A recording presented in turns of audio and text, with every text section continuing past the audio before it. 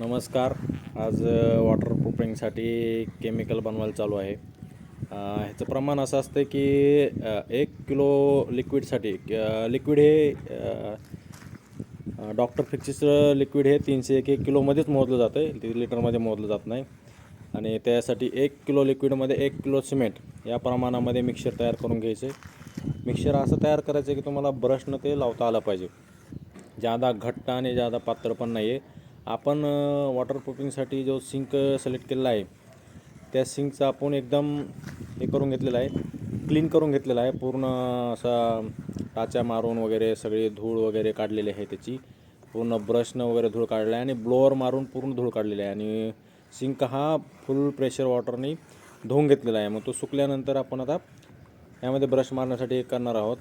यासाठी असं मिक्सर तयार करायचं आहे. आणि काल आम्ही ऑलरेडी अर्धी प्रोसिजर केलेली आहे काल. हा बघा सिंक, ह्याचा एक लेअर आम्ही केमिकल आणि सिमेंटचा मारलेला आहे. आज दुसरा लेअर मारणार आहोत.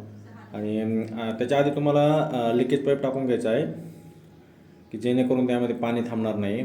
आणि मग हे 2 लेअर मारल्यानंतर ह्याच्यावर मग गलका मारून सिमेंट करून मिस्त्री करणार आहे. तर अशा प्रकारे करायचं आहे जेणेकरून तुमचा भविष्यामधील खर्च वाचणार आहे. म्हणजे वॉटरप्रूफिंगचे एकदम किंचित चान्सेस राहणार आहेत लिकेजच व्हायची शक्यता राहणार नाही. कारण तुम्ही एवढं छान प्रकारे जर वॉटरप्रूफिंग केलं तर कानाकोपऱ्यांमध्ये असं पूर्ण मारून घ्यायचं आहे जेणेकरून पूर्ण पेंट बसेल कोपऱ्यांमध्ये. असं ते बघा तुम्ही कोपरे मी कशा प्रकारे मारले आहेत पूर्ण. आता ह्याचा एवढा छान असा सुंदर लेअर बसलेला आहे की जसं काय प्लास्टिक लावलं आहे आपण, या प्रकारे असं लेअर बसलेलं आहे. कारण ते एक प्लास्टिक टाईपचं आवरण तयार झाल्यासारखं होतं आहे. एकदम असं स्ट्रॉंग चिटकून बसते सिमेंट आणि केमिकलचं मिक्सर असल्यामुळं काय. तर आम्ही आता हे मारून घेणार आहोत दुसरा लेअरच. आणि पहिला लेअर मारल्यानंतर कमीत कमी 4 ते 5 तासानंतर दुसरा लेअर मारायचा. कारण आम्ही हा काल संध्याकाळी 6 वाजता मारला होता. तर आज आम्ही सकाळी परत दुसरा लेअर मारायला तयार करायला आहोत. आणि दुसरा लेअर मारल्यानंतर कमीत कमी 7 ते 8 घंट्यानंतर मग मिस्त्रीला त्या सिंकमध्ये घुसून द्यायचे. बघू शकता तुम्ही अशा प्रकारे मिक्सर तयार करायचं आहे.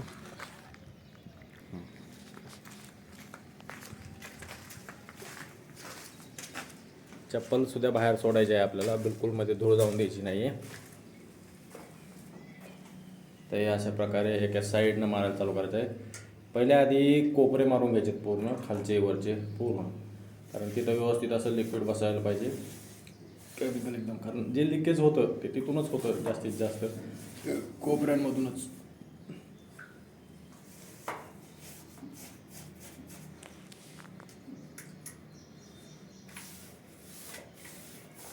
तर आम्ही आता 2 जण मिळून करणार आहोत. मी आता कॅमेरा बाजूला ठेवणार आहे आणि तुम्हाला झाल्यानंतर मी दाखवणार कशा प्रकारे होईल ते. कारण की हे मारायला कमीत कमी जवळपास अर्ध्या तासाच्या आसपास वेळ जाणार आहे. असं पूर्ण असं आडवे आणि उभे ब्रशचे मारून घ्यायचे आहेत. आधी आडवे मारायचे नंतर उभे मारायचे.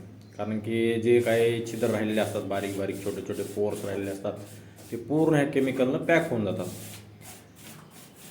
ह्याचा गिलावासुद्धा मारताना एका लाईन लेवलमध्ये गिलावा मारायला पाहिजे. खड्डे नसायला पाहिजेत गिलाव्यांना.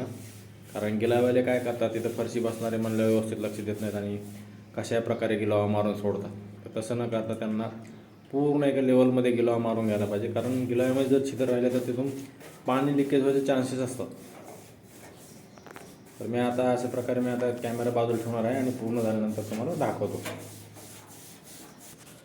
आता फायनल कोट झालेला आहे. सेकंड लेअर आणि सिमेंटचा कोट मारलेला आहे आम्ही.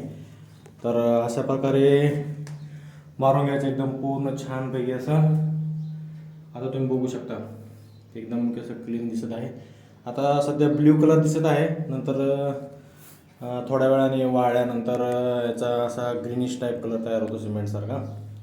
तर अशा प्रकारे आपण केमिकल आणि सिमेंटचे 2 कोट मारून घेतलेले आहेत. ह्याच्या पुढची प्रोसिजर तुम्हाला मी नंतरच्या व्हिडिओमध्ये सांगेन. थँक्यू, धन्यवाद.